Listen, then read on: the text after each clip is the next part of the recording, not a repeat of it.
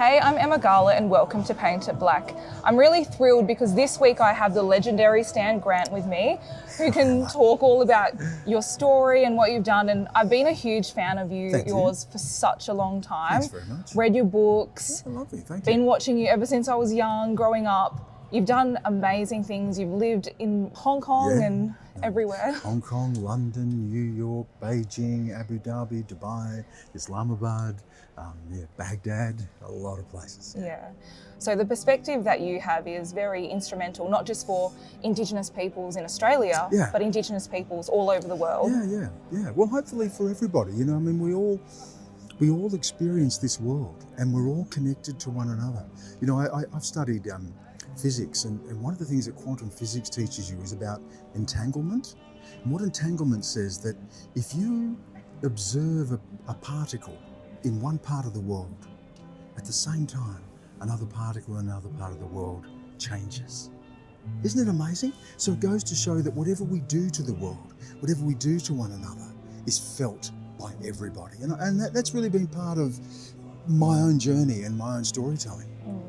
But even with you, I can feel your presence. You do have a aura, and I can tell you're a very spiritual person. Yeah, well, I think so. I mean, look, it's always been there. When I was a boy, I felt a very, very strong presence of, we call God or the divine or Bayami in my Wiradjuri language, but something that is bigger than us, bigger than the universe. And I think it's the essence of us, really. And I've always felt that. And everything that I've studied, everything that I've written, everything that I've experienced has sort of led me to a deeper spiritual place and understanding. I studied physics, I studied philosophy, I did a PhD in theology, and every part of that was getting deeper into what is, I think, the truth about us, is that we're all spiritual beings. And when you think about reconciliation, it's about people, their decisions, their choices, how they feel, because we're a collective. And if you're saying we're all interconnected, then it's about us as a unity. Yeah, well, think about this, Emma. You know, every morning, I'm really lucky. I live in Sydney and I've got a little property out in the country, back on my own traditional country. And every morning when I'm out there, I get up before dawn and I walk up to the cemetery. And I sit in the cemetery and I wait for the sun to rise, because I want to connect to everybody and everything that's here. Because no matter whether you've been here tens of thousands of years like our ancestors, whether you've just arrived, whether you're on the First Fleet, whatever you are, you're in this place. Your ancestors are buried here. You've drunk from the stream and eaten from the land and slept under the stars, and you are part of this place. And I think reconciliation has to be lifted out of a political project. Politics is where reconciliation goes to die. Politics is where we divide one another. That's not how we live. We live with neighbours. We send kids to school. We follow sporting teams. We're always in a social relationship to other people. Politics doesn't do that. Reconciliation has to be a shared project, because like it or not, this is a place we share. So how do we stop the media and the government politicising reconciliation? Turn it off. And I mean that. I say that only half jokingly, because I do think there is something in just turning it off. If you turn off the media, if you don't watch, if you don't listen, I don't think you're going to be any less informed. I think there are other ways of being informed. I think you may be a lot less anxious. You may feel a little more optimistic about the world. It will also give you time to focus on the things that are more important, the things of the soul. I used to host Q&A for ABC. And every time I finished a program, I always wondered, what on earth was that for? Many of you would know by now that I'm stepping away for a little while. Sometimes we need to just take time out. Sometimes our souls are hurting, and so it is for me. Someone once said to me, really enjoyed last night's program. And I said, yeah, did you?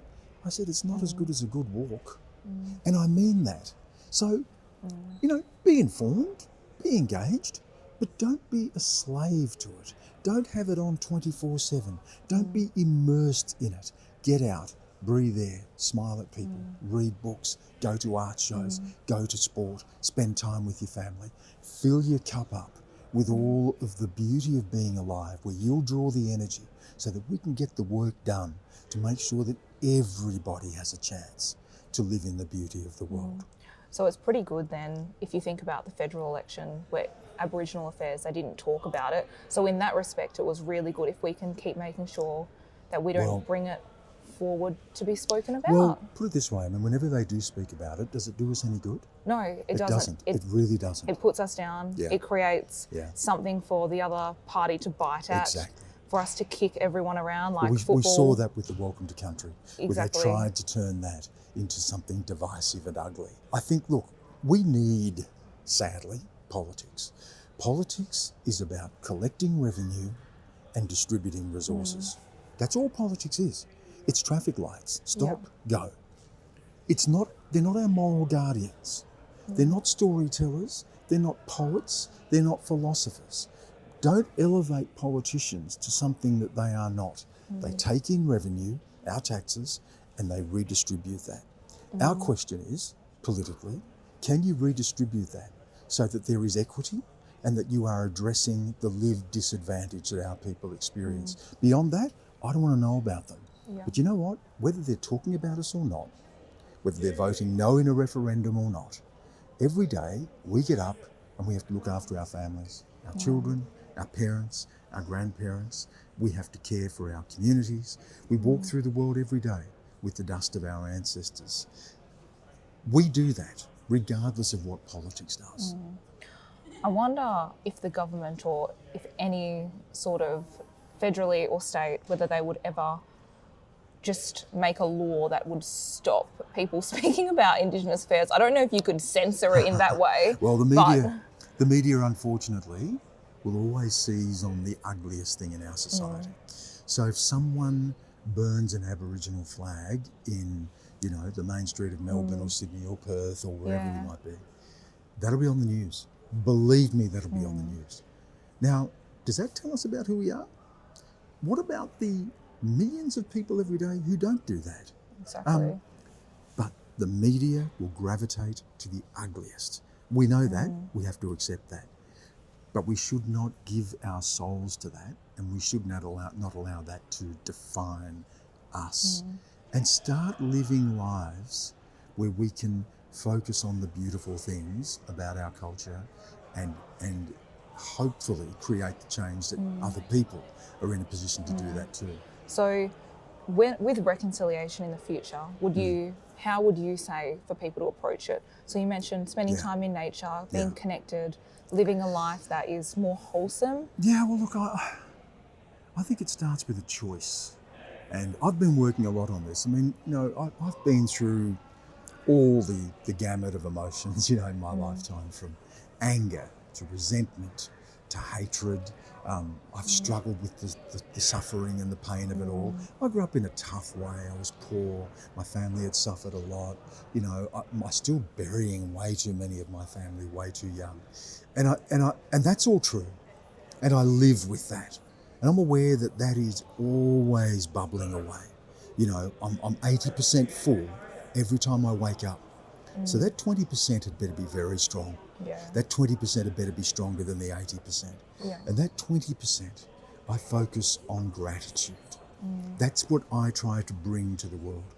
I am grateful for my parents. I'm grateful for my culture. I'm grateful for my family. I'm grateful for my friends. I'm grateful for the opportunities I have. I'm grateful for Australia. I'm grateful for my neighbours. I'm grateful that when I meet other Australians, despite all of our differences and the history between us, that we have a chance to meet each other in peace. I'm grateful for that. That allows me to keep the 80% that's burning in me at bay and focus on trying to bring some sort of a change. Reconciliation for me begins with gratitude. That doesn't mean it isn't about justice. That doesn't mean it is not about struggle. It doesn't mean that we fall silent. It doesn't mean that we excuse the worst. It means that we wake up every day with enough gratitude to choke down the hatred. Yeah. Well, thank you so much for joining me on Paint It Black today. Pleasure, It's a pleasure talking to you and realising that when people look at reconciliation in the future, it's really about us Yeah. being connected, Yeah. gratitude, love, and keep it out of the media. Yeah, well, you know, the media will do what they do, but that doesn't have to define who we are. Well, thank you so much Yeah, it's for a pleasure. joining me Thank you. and making the time today. Yeah, It's no been worries. amazing. Thank Thank you.